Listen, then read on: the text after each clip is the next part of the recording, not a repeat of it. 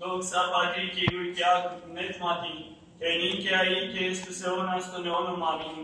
Παναγία Τρίας ελέησον ημάς, Κύριε ηλάστη δι' τας αμαρτίας ημών, Δόσποτα συγχωρήσον τας ανομίας ημίν, Άγια επισκέψε και εισέ τας ασθενείας ημών, ενεκέν τούτ όνομα σου. Κύριε ελέησον, Κύριε ελέησον, Κύριε ελέησον, δόξα Πατρί και Υιού και Άγιου Πνεύματι, και νίκαια ή και εις τους αιώνας των αιώνων. Αμήν.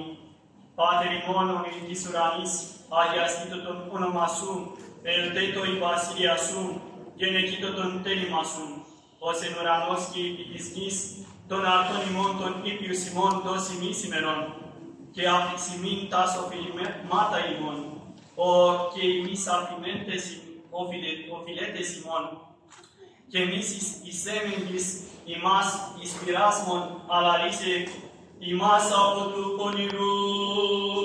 Ότισον το κρατός και σβήσει η βασιλιακή δυνάμεις και δόξα του Πατρός και του Υιού και του Αγίου Πνεύματος.